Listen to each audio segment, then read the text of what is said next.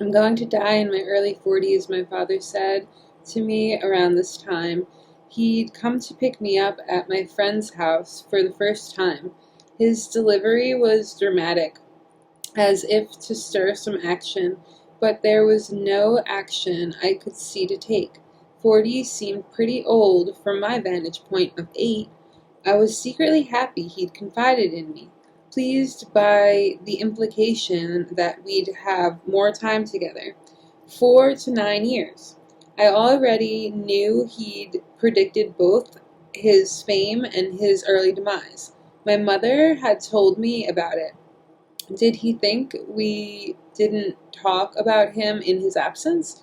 The serious way he spoke suggested he thought that for all those years he'd been gone, we didn't think of him or talk about him, as if we left a room.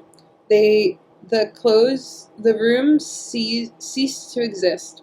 Anyway, his pronouncement didn't seem tragic, but uplifting.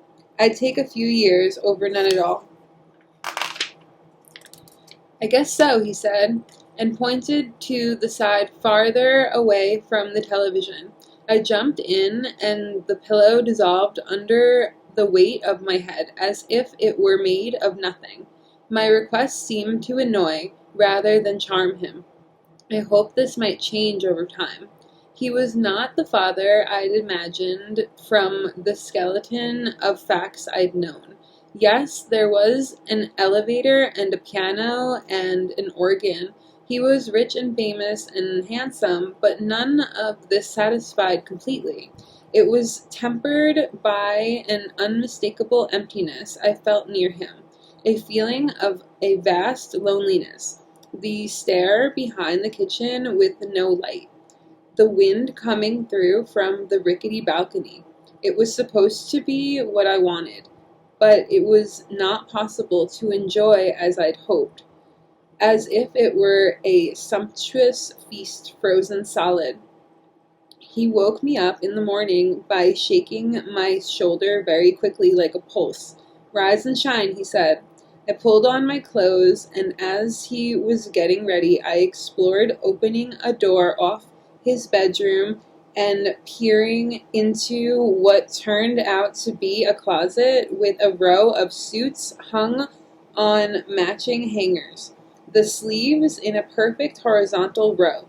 Unlike the rest of this house, the suits had been chosen and collected. You could tell they were new and expensive. Not one sleeve lower or higher than another. I ran my hand along the rounds of fabric where the sleeves ended, each of them so soft and light it felt like I was brushing my hand over ridges of water in a stream. "Ingrid Bergman's incredibly beautiful," he said the next week while we watched Casablanca. "Did you know she didn't wear any makeup? She was that beautiful." I liked her lips, how they were flat and full and formed a ledge where they met her cheeks. I liked her accent and the way she swayed gently as she walked. It seemed my father's idea of beauty demanded no artifice. It simply was. Although, looking back, I think she must have been wearing mascara, at least. I liked women who wore lipstick and makeup and fancy clothes and long painted fingernails and hairspray. Those, to me, were beautiful. It gave me a strange feeling when he talked of beauty of other women, the longing in his voice when he talked of blonde hair or of breasts, gesturing weights in his cupped hands. When he talked about them, they were all details, no movement, except from the mess of life. I would be truly loved by him only if I was tall, blonde, and large-breasted. I would gather later. I had a fantastic notion that it might happen despite the evidence. "You know, I heard this great story about Ingrid Bergman once," he said, "but it's kind of a secret, so you can't tell." We'd finished watching the movie, and he was putting the laser disc into his case. "I won't tell, I promise," I said. I have this friend, he said. His father was a movie producer, and when he was a boy, Ingrid Bergman came to stay at his house. They had a pool, and she was lying on a chair beside it. My father crouched on the side of the bed near the television. When he told gossip and secrets, he used better dictation and spoke more rapidly. When he continued, it turns out Ingrid Bergman liked to sunbathe in the nude, and my friend, who was a boy then, whose bedroom looked out over the pool, was watching her. And then she was. He trailed off. I had absolutely no idea what he was talking about. Anyway, he said, the moment it happened, the climax, she looked up at him, right at him. Oh, I said. What had she done? What did he watch? Why was she naked? I mean, the friend is my age now. As if to clarify. Anyway, for him it must have been incredible, he said, shaking his head and looking down, smiling to himself. He repeated the story several times over many years, each time telling me he'd heard a great story and a huge secret, forgetting he'd told me before.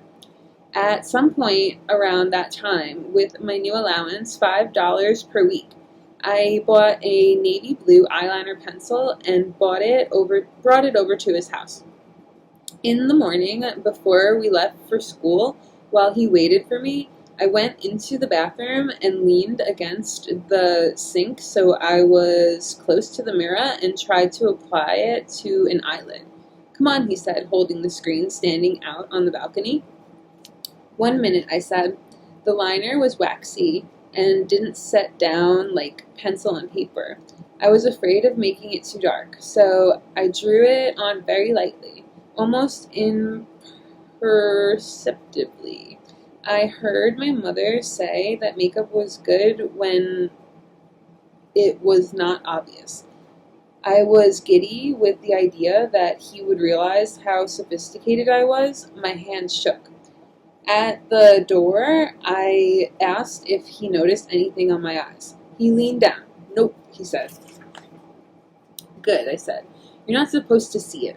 See what? Eyeliner, I said. I put some on. Go wash it off, he said, angry now.